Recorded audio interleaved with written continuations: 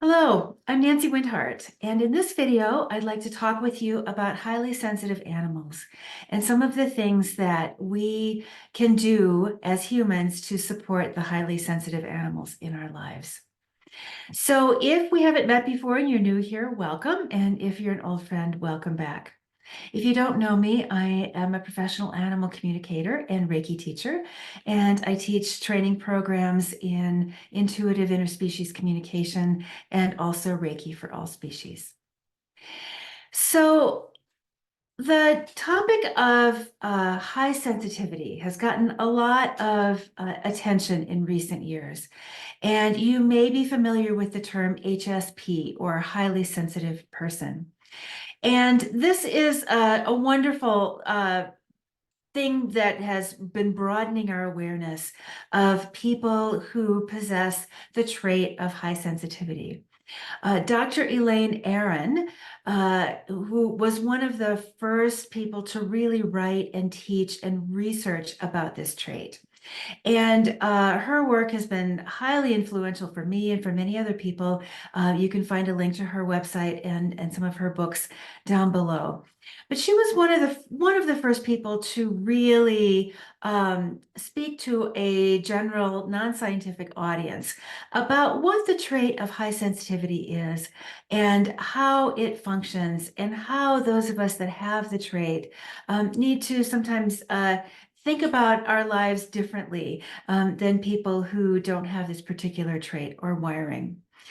I find that in my work as an interspecies communication teacher, that many people who are drawn to this field and drawn to the kinds of classes and services that I provide are highly sensitive. People who are drawn to Reiki, other kinds of energy healing modalities. And what Dr. Aaron and many of the other researchers now that are studying this trait have found is that it is an innate trait that is in about 20% of the population.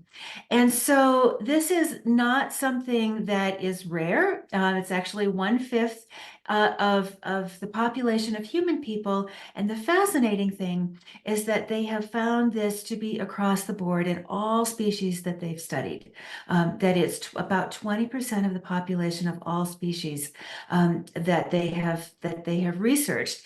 And the last number I saw is that they've researched over 100 species already, and probably by the time I'm recording this, it's many more, from insects to fish to reptiles, primates, dogs, cats, horses. In all of the species that they've studied, the trait presents in about 20% of the population. So as I was learning about this trait, both for myself, because I'm a person with the trait, and studying about it and looking at some of the research, I was really interested and really excited to find this information that this trait is found in our other than human animal friends as well as our human species. And it got me to really thinking about some of the highly sensitive animals that I have lived with, many of the highly sensitive animals that I have worked with in my professional practice, and how we might approach them, and some ways to help us to better understand them, and some things that we might be able to do then to better support them in their lives and in our relationships with them. So that's what this video is about. And I want to start first by just giving you an outline of some of the characteristics that the trait of high sensitivity gives. And Dr. Aaron uses an acronym for this. The acronym is DOES, D-O-E-S. And I find this really useful because it helps us to remember these nuances of characteristics of this trait. So the D stands for depth of processing. The O stands for overstimulation or easily overstimulated. The E stands for emotional reactivity and empathy. And the S stands for sensing the subtle. And so Before I go into depth with these in terms of how they might manifest themselves in animals, I want to say that just like with humans, when animals who have this trait are misunderstood, it can be really damaging and really harmful for them. And sometimes, especially with animals, they can really be subject to labeling and sometimes very inappropriate kinds of training methods, sometimes even abuse, when these traits are not understood. And so sometimes you'll hear animals who have the trait of insensitivity referred to as being things like recalcitrant or stubborn or willful or disobedient or spoiled.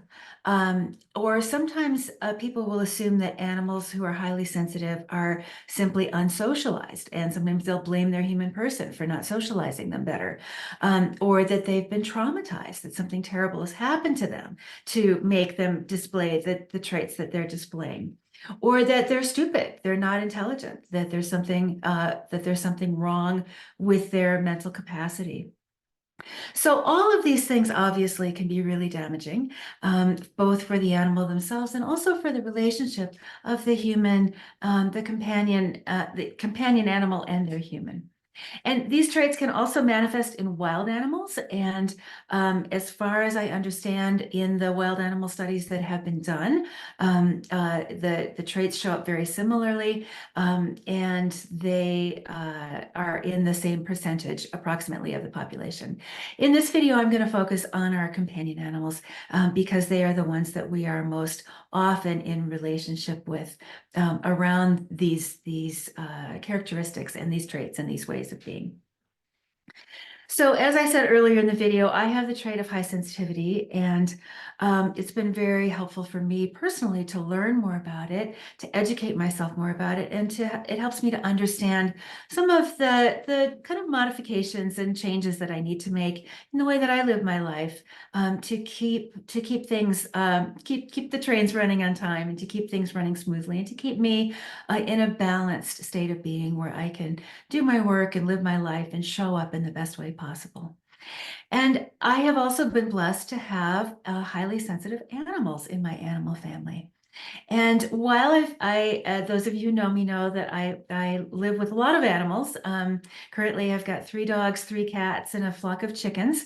But while I've had many animals who have various levels of the trait of high sensitivity, the one who I think of who most clearly demonstrates all of the traits very sometimes very profoundly, sometimes kind of dramatically, is my Afghan hound, Tashi. And so I'm going to just share here a quick photo of Tashi so you can see her. Tashi, as I'm making this video, is an 8-year-old Afghan hound. And she has been with me. This is her second lifetime with me. If you're interested in that story, you can look at my website and see the blog post called Love Never Dies. But Tashi is a highly sensitive animal. And she shows very clearly an example of how the high sensitivity traits can show up in an other than human animal. And so I'm going to use her first, just some examples as I go through the following points, just to illustrate some of the ways that this trait can look and can show up in animals. So if we look at that first, the first point, the depth of processing. This is going to be an animal who needs a lot of downtime, typically, and time alone. And the same is true for those of us who are humans who have this trait. They will tend to do things more slowly or do them in their own time.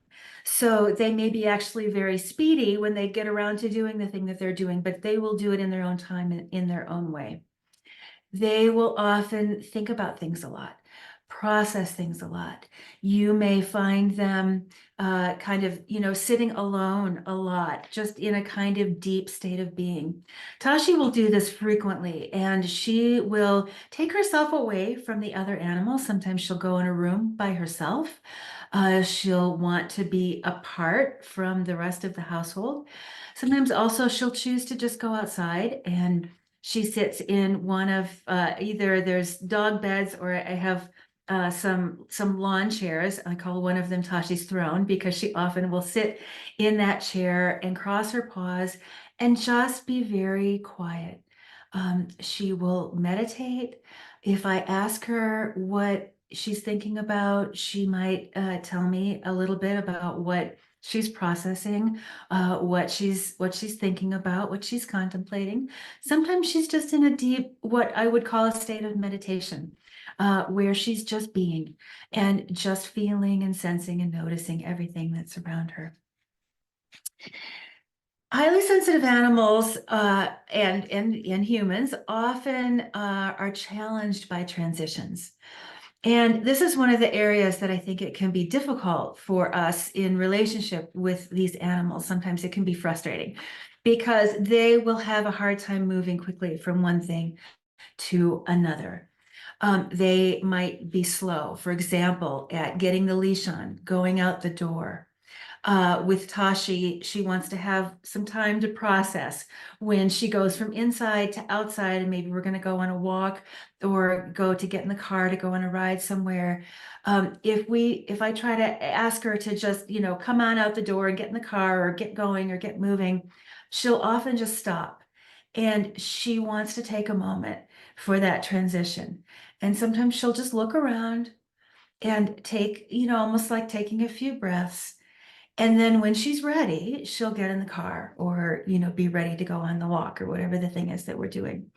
And so they often do not respond well to being pushed or to being rushed or to having demands being made on them.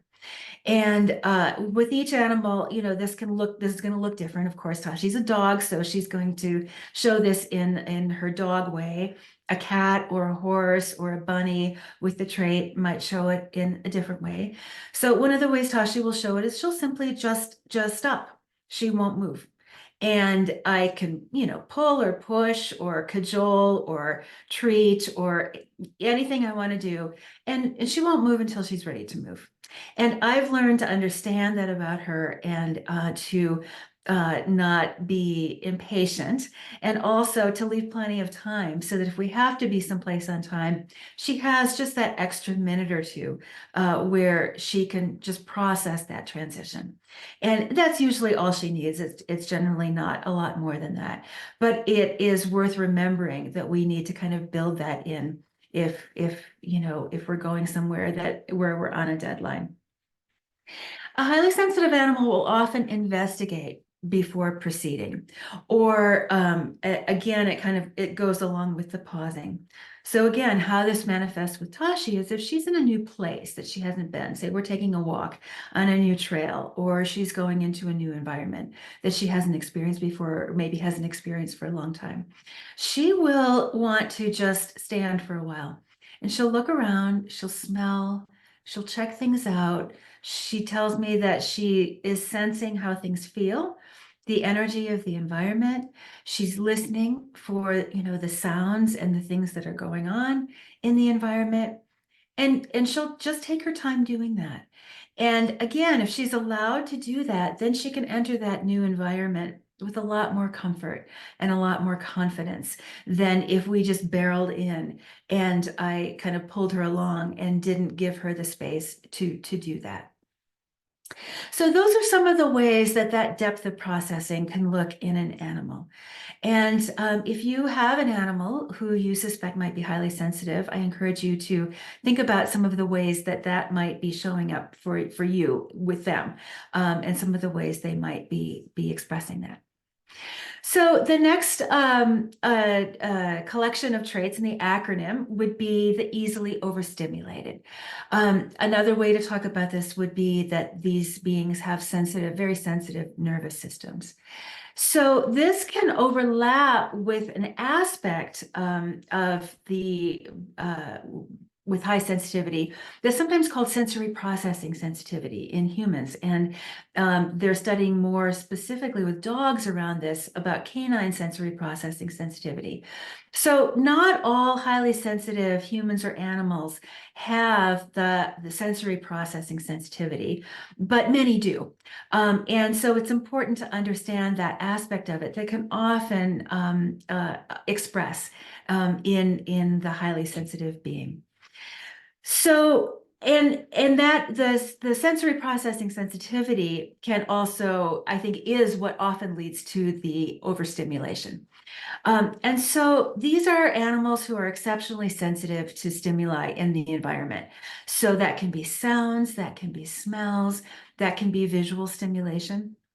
Um, they will often have a strong reaction to those kinds of things, maybe more than other animals do.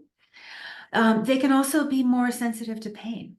And so they might, really show or demonstrate or squeak or cry at something that another animal wouldn't be impacted by at all.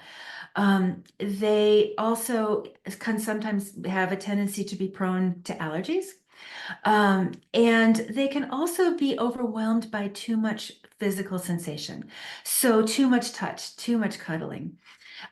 You might be familiar with this from cats that sometimes have the behavioral response of turning around and biting or swatting their person, as they're being petted and seem to be enjoying it. But then it's almost like a switch flips and it's too much. And then they act out in this behavioral way, which is their way of saying that's enough, stop it. And I know with Tashi, she very much likes to be touched when she wants to be touched. But there are times when she doesn't. And there might be times when I would really like to, give her a big hug and snuggle up with her and cuddle with her. But she says, no, I want more space. I don't smush on me. It's too much. It's too much. I don't want that much. She's also very sensitive to pain. And so I have to be very careful, even with simple things like brushing her ears, or if, she steps on something on a walk and it gets in her foot. Um, and sometimes animals that have these kinds of traits, people will kind of say, oh, what a drama queen, or they'll say that about people too. And rather than understanding that this animal or this person actually feels that pain sensation much more intensely than somebody without that sensitivity, without that trait might.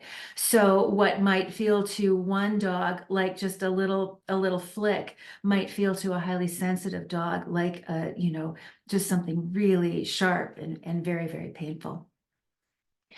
Um, Crowds and groups are often difficult for highly sensitive beings. A lot of stimulation, a lot of activity. And so I call this, in Tashi language, what she said to me, the first time I tried to take her to a group kind of dog activity, a dog park, and she just hated it. She absolutely hated it. She said, "Let's get out of here. We can't stand this. When can we go? I want to leave." And so I jokingly refer to this in animals as dog parks are a special kind of hell for many, dogs in this case who have this trait of high sensitivity.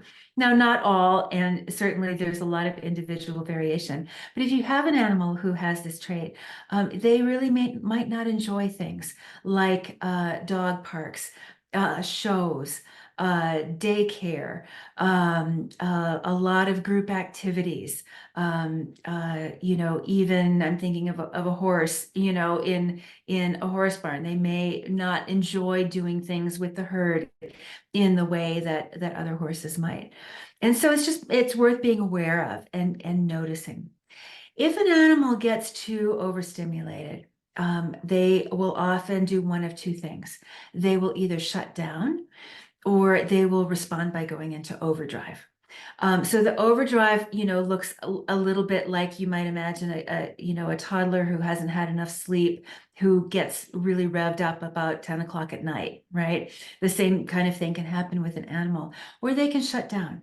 And so this might look like going into a closet, taking themselves away, going into a quiet place, not being really responsive, not coming when they're called. If they're really overstimulated, they may not even be interested in the normal things they're interested in, like food or a walk or playtime or something like that. So it's worth paying attention to. And we're going to talk about some ways that you can help to support animals who have this kind of sensory sensitivity. The next area is the E, and that is emotional reactivity and empathy. And so I don't love the word reactivity, but I'm not sure of another one to substitute for it. But this is an animal who is exceptionally emotionally sensitive to other animals and humans. So they'll be the ones who will feel the emotions of the humans in the family and respond to those most deeply. They'll often be the ones who will also be very sensitive to the other animals in the family, noticing what's going on with them, going to them to help support them sometimes, or just paying attention to them. They'll also be upset if there's any fighting in the home, either between other animals or between the humans. They will also have a deep way of experiencing their own emotions. So if they're upset, you'll know it. If they're sad, you'll know it. They will express joy exuberantly, but they'll also express, all of the other emotions in a deep way, and they experience them in a very deep way. So we know that animals experience emotions, and there's been lots of research on that, lots of study about that now. And all animals and all humans experience emotions, but an animal who has this trait of emotional sensitivity you may notice kind of more ups and downs of those emotions, more variability, a little bit more moody, perhaps. Sometimes, again, this leads to them being mislabeled or misunderstood as kind of being a drama queen, drama king, and not being well regarded for that trait. The next is S, sensing the subtle. So this is an animal who observes and watches and notices a lot about what is going on around them. And this can also interact with the characteristic of being easily overstimulated, because for those of us who notice more of what's going on around on many, many subtle levels, there's more information coming into our nervous system and into our sensory processing centers. And so we're feeling more, we're smelling more, we're seeing more, we're hearing more, and there's just more information coming in. So it's much easier for an animal or a human person who has this trait to become overstimulated if there's too much of that input. These are also animals who may see or sense or feel non-physical energies and beings easily. So this might be a being in the spirit world. This might be a nature spirit, like a fairy. They will often be sensitive to those kinds of energies. And also any of the unseen residual energies in a physical location or space. So this might be the cat who you see staring up into the corner and just, looking at something that you can't see. If you can communicate with the cat using telepathic communication, you might ask them what they're seeing, what it is. And then they might tell you, oh, there's a spirit there, or there's a fairy. Oh, I'm seeing or feeling or sensing the energy of my cat friend who is on the other side. I've had many animals communicate these things to me in animal communication consultations, of their awareness of other beings in the spirit world, in the nature spirits, those kinds of things. This might also look like an animal going into a space or a location and backing away, sensing or feeling something in the energy of that place that doesn't feel good to them. And so, pay attention to this with your animals and see what they're noticing and sensing. And it's really great fun if you are practicing or studying the skill of a telepathic communication, to talk to them about this and to learn from them about what they're seeing, what they're sensing, what they're experiencing. These are often the animals who are very energetically aware and often very spiritually aware and spiritually sensitive. And so they're able to communicate a lot about their awareness of the spiritual realms and the energetic realms. So how can we support these animals in our lives? That if we are lucky enough to have one in our lives, and we want some help in supporting them and us in relationship with them. So I've got some tips for that, and I'm going to share those with you here. So the first is to make sure they have a quiet space where they can be alone and decompress if they need to. That could be a crate if they're comfortable with that, a separate room, a space outdoors that they can access. Many sensitive cats like to go under a bed or in the corner of a closet. Sometimes their bed or another location in the home is the place that they want to be. So make sure that they have easy access to that, and that you allow them to go to those locations when they choose to. A lot of times animals will know when they're getting overstimulated, and they'll just choose to take themselves out of that overstimulating environment. And so you can pay attention to that and give them a safe place to do that. The next tip is to pay attention to strong smells, loud sounds, and chaotic environments. So if you're a sensitive person yourself, it's likely that you are already paying attention to this already, because of your heightened sensitivity and intolerance to a lot of these things. But if you're not and you want to help your animal friend, these are some things to really pay attention to. So if you don't have the trait of high sensitivity, which doesn't mean you're not a sensitive person, it just means you don't have this particular constellation of proclivities, and ways of experiencing the world. But if you don't have the trait, you actually may be able to handle a lot more of these things, including sight, sound, stimulation, smell, sense, all of that, than your animal can. And so be aware of their responses and do your best to mitigate. Where I see this come up a lot with animals are things like essential oils. Many people love to do things like diffusing essential oils, using essential oils in their home. We have to be careful about this anyway with animals, because some sensitive, or not just sensitive animals, but some essential oils can actually be toxic for animals. Certain formulations and the molecules animals don't have the ability to process in their bodies. So we have to be careful about that anyway. But with a highly sensitive animal, even an essential oil that you know to be basically safe for animals can be too much for them. Too strong the scent. We also want to be careful in things like our cleaning products or any home fragrances that we're using, fragrances that we might be using ourselves or family members might be using. I remember I had someone come who was doing some work at my home one time, and they were wearing a lot of cologne. And Tashi wanted to get close to this person and get to know them. But every time she got close, she got the smell, and it was too much for her, and she would back away. And she kept looking at me and kind of asking me telepathically, why does this person smell this way? And in the human world, it would not be an unpleasant smell. But for her, it was too much, and for me also in this case. But I could imagine with her extra sensitivity with her dog nose and all of the olfactory receptors that she has, it was much more intense for her.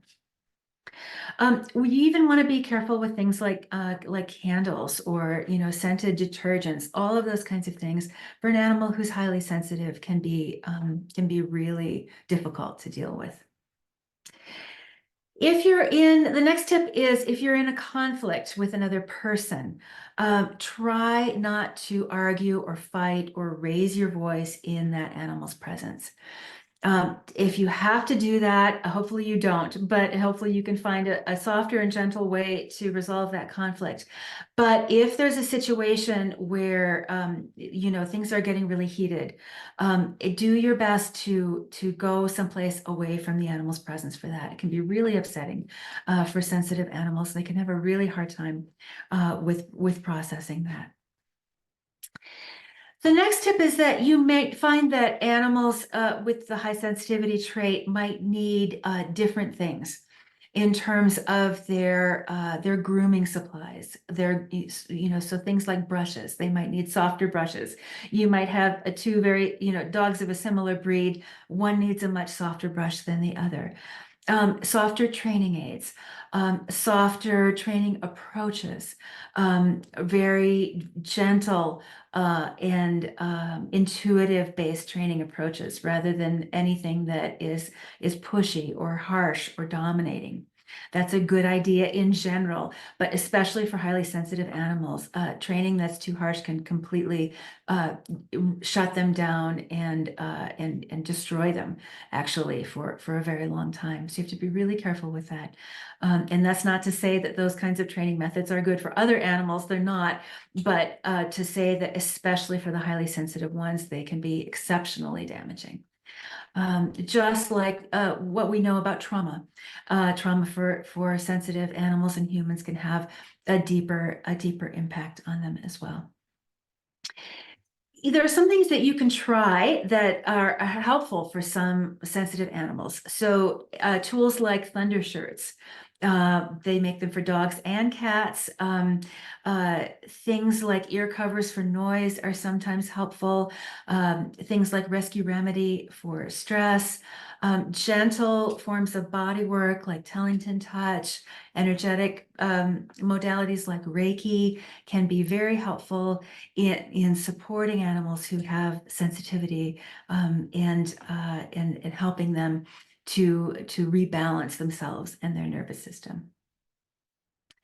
So recognize that your highly sensitive animal has a very particular way of perceiving and sensing and feeling the world, and allow them to take their time. And just that recognition and that respect and that honoring of your animal is going to do a lot. They're going to understand that you actually get them and you get what's going on with them and you're doing your best to try to help them. And then they'll respond by being able to communicate with you and show you also what would be helpful for them and what they need. If you honor and respect their preferences, their limitations, and don't push them or force them beyond their threshold, you'll find that you will be able to cultivate a much more harmonious relationship with them. And some of the conflicts and the frustrations that you might experience will start to ease and start to go away as you understand what's going on with them more deeply. And they understand that you are actually doing your best to try to help them as well. So, as always, telepathic communication is a fantastic way to help you to understand your animal friends better and to negotiate any of these challenges in a respectful and empathic way. So, I'm always going to recommend that you learn telepathic communication for yourselves. You can find a lot of information about this on my website, but basically, this is a language that we all have. We all have this ability. And when I say learning telepathic communication, what I'm really speaking to is relearning the ability, recovering the ability that you may have lost or that may have gone dormant. So when we do that, then we can communicate with our animal friends about what's happening for them, what they need, what they want, what they're experiencing. And we can also communicate to them about what's going on with us. And it can help us to deepen that relationship and to build those bridges of understanding across species. So always also you may have a situation where you want some help and need a professional animal communicator.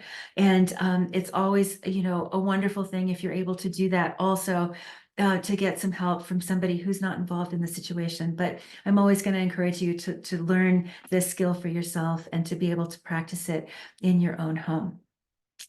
So in closing here, I want to say that living with a highly sensitive animal is a really beautiful gift, and you can learn and understand and experience so many beautiful things if you are fortunate enough to have one of these beings in your life. And understanding them and their deep sensitivity can enrich our lives in so many ways. So I hope this video is helpful for you. If you've made it to the end, I would love it if you would click the like button and subscribe. That helps this channel to reach more people and animals, and to promote, always the bottom line of my work is to promote deeper harmony and understanding between species. So thank you, and I'll see you next time.